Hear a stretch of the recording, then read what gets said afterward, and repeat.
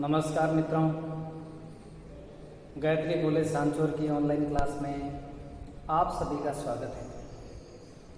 प्यारे विद्यार्थियों, आज हम इतिहास में सहायक संधि प्रथा अथवा सहायक संधि नीति के बारे में पढ़ेंगे। जैसा कि आप सबको विदित हैं, अंग्रेज भारत में आए व्यापार के लिए, लेकिन भारत की तात्कालीन परिस्थितियों को देखते हुए अंग्रेजों ने भारत में राजनीतिक इच्छावृत्ति को जागृत किया था। उस समय भारत छोटी छोटी रियासतों में बंटा हुआ था। रियासतें प्रायः एक दूसरे से नाराज थे। अंग्रेजों ने इस आपसी फूट का बहुत चतुराई से फायदा भी उठाया था। अंग्रेज प्लासी के युद्ध के बाद, बक्सर के युद्ध के बाद दिन प्रतिदिन उनकी महत्वाकांक्षा बढ़ने लगी और वे पूरे भारत को जीतने का स्वप्न देखने लगे। उसी दौरान लॉर्ड कॉर्नवालिस द्वारा मैसूर के शासक टीपू सुल्तान को पराजित करना और उनके साथ रंगपट्टनम की संधि करना अपने आप में एक महत्वपूर्ण था, जो सीधी सी फ्रांसीसियों की भारत में हार को दर्शाता है। अंग्रेजों ने अपनी सर्वोच्चता को स्थापित करने के लिए एक ऐसी नीति लागू करने का प्रयास किया जिसके माध्यम से आम के आम और गुटले के दाम प्राप्त हो सके, एक मोटा मुनाफा प्राप्त हो सके। इसलिए उन्होंने भारत में एक नई नीति लागू करने का प्लान बनाया और इस प्लान के मुखिया लॉर्ड वेलेस्ली, जो विशेष तौर से कूटनीतिज्ञ थे, युवा थे, और उन्होंने परिस्थितियों को भांपते हुए 1798 में भारत में सहायक संधि नीति को लागू किया था। लॉर्ड वेलेस्ली इस बात को समझ गए थे कि भारत में छोटी छोटी रियासतें आपस में लड़ रही हैं, इनके पास छोटी छोटी सेनाएं हैं, आपसी मनमुटाव इतना बढ़ा हुआ है कि ये किसी भी कीमत पर अपने साथ दूसरी रियासत को देखना नहीं चाहते। तो इन्होंने कंपनी की सर्वोच्चता, कंपनी को सर्वोच्च बनाने के दृढ़ संकल्प को लेकर भारतीय राज्यों पर अपना आधिपत्य स्थापित करने को लेकर प्रयास शुरू किए और इसके लिए उन्होंने 1798 में सहायक संधि नीति को लागू किया था। कई बार प्रश्न सीधे पूछ लेते हैं, सहायक संधि नीति किसने व कब लागू की थी? तो आपका आंसर होगा लॉर्ड वेलेस्ली ने 1798।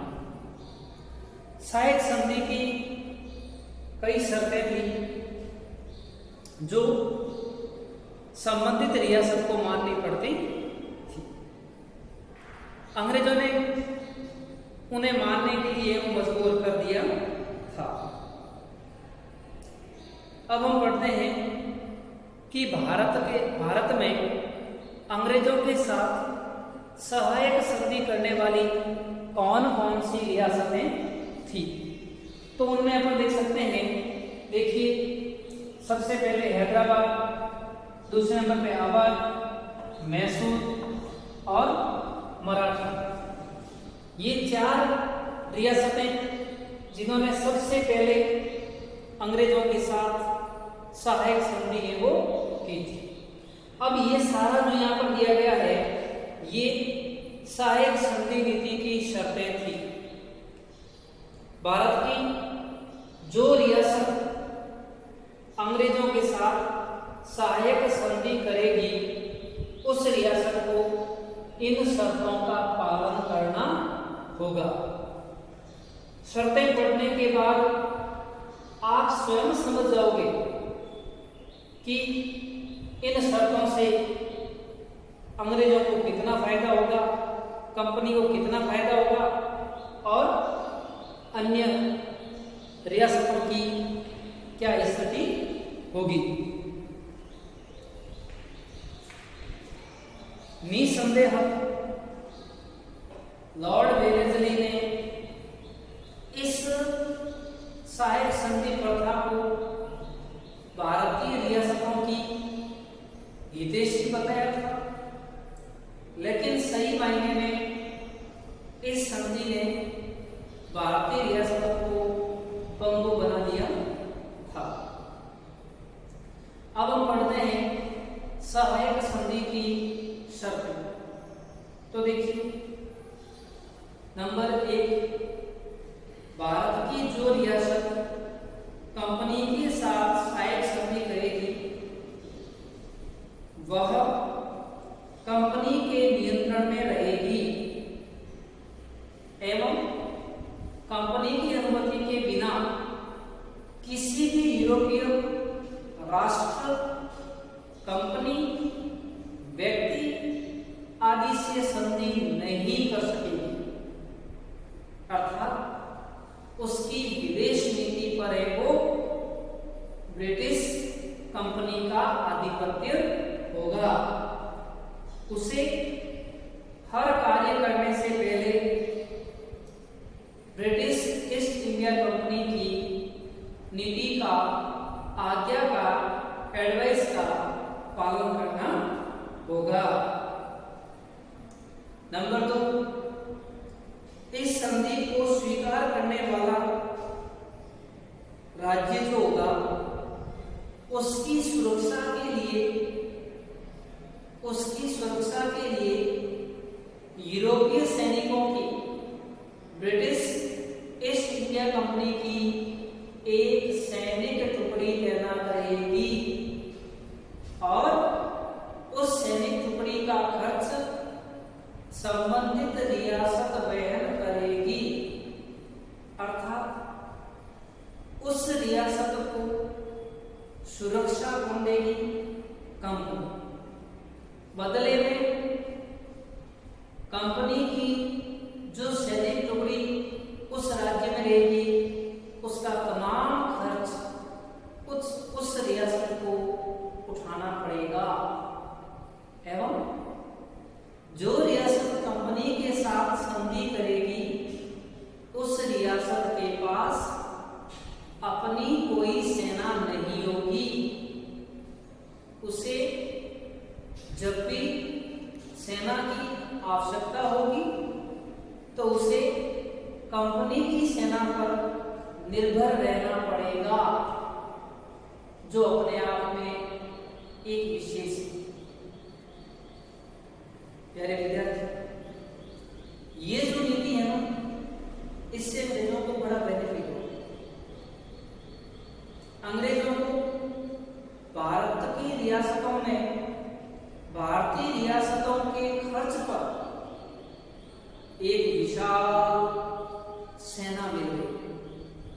खर्च उठा रही है भारतीय रियासतें और सेना का विकास हो रहा है ब्रिटिश कंपनी।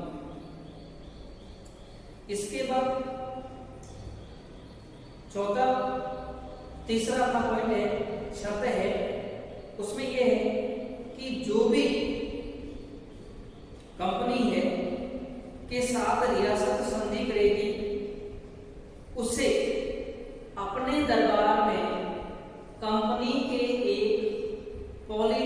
एजेंट की नियुक्ति करनी पड़ेगी, को स्वीकारना पड़ेगा, और वह पॉलिटिकल एजेंट ब्रिटिश कंपनी का होगा।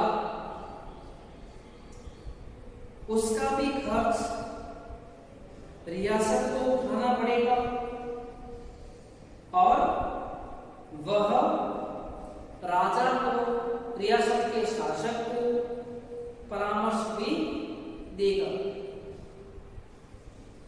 कंपनी ने यह भी आश्वस्त किया था कि वह उनके आंतरिक मामलों में हस्तक्षेप नहीं करेगा, लेकिन उन्होंने कंपनी के आंतरिक मामलों में हस्तक्षेप करना शुरू कर दिया था।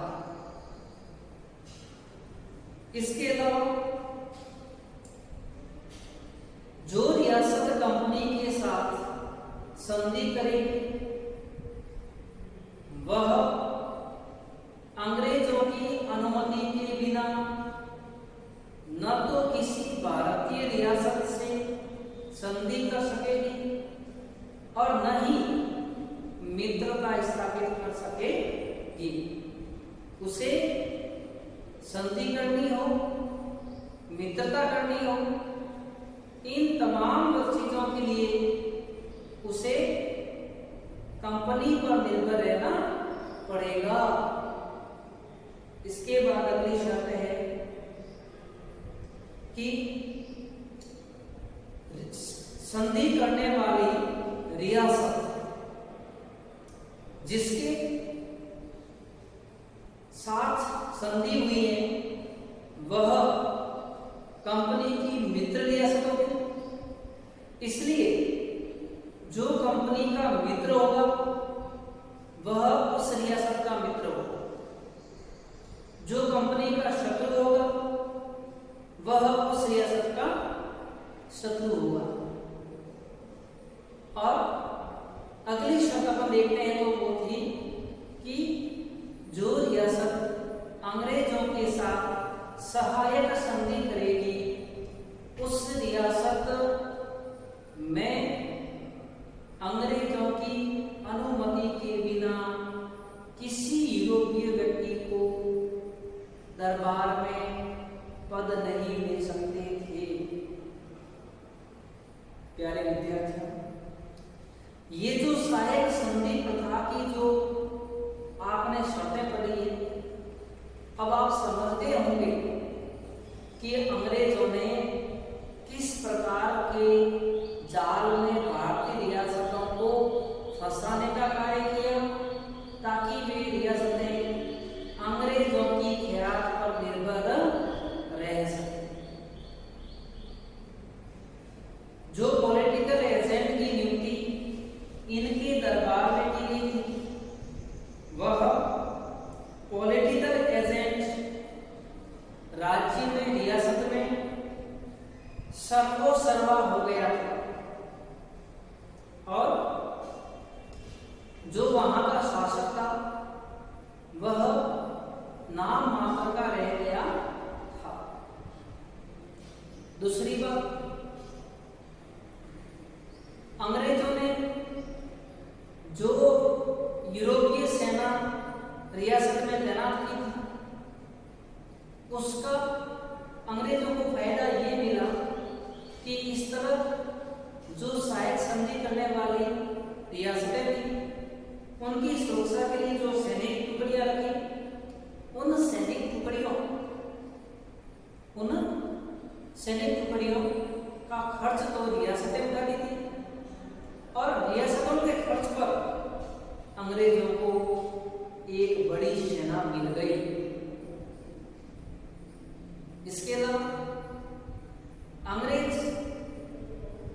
की अनुमति के बिना भारतीय शासक न तो किसी रियासत से समझौता कर सकते थे, न ही किसी यूरोपीय को अपने दरबार में नौकरी दे सकते थे। इससे अंग्रेजों को यह फायदा हुआ कि डच, पुर्तगाली, फ्रांसीसी व व अन्य जो यूरोपीय ताकतें हैं उनका प्रभाव अपने आप ही समाप्त हो जाएगा। यह नीति लागू होने के बाद भारत की साहिर संधि से जुड़ने वाली रियासतों के शासक पंगु हो गए, अकर्मण्य हो गए और यहाँ तक कि ब्रिटिश रेजिडेंट या पॉलिटिकल एजेंट ने जानबूझकर राज्य में अव्यवस्था फैलाने का प्रयास किया ताकि वह उन पर कुप्रशासन का आरोप लगाकर राज्य से शासक को हटा सके। समझ में आई बात? और कंपनी को जो एक बड़ी सेना प्राप्त हो गई थी, इससे कंपनी पर कोई आर्थिक बोझ नहीं पड़ा और कंपनी की ताकतें वो मजबूत होती गई थी। इस तरह सहायक संधि नीति ने भारतीय राज्यों को कमजोर बना दिया था। ठीक है। और सहायक संधि करने वाली भारत की रियासतें हैदराबाद, अवध, मैसूर और मराठा, ये क्रमशः 4 रियासतें जिन्होंने सबसे पहले कंपनी के साथ संधियां वो की थी। Thank you.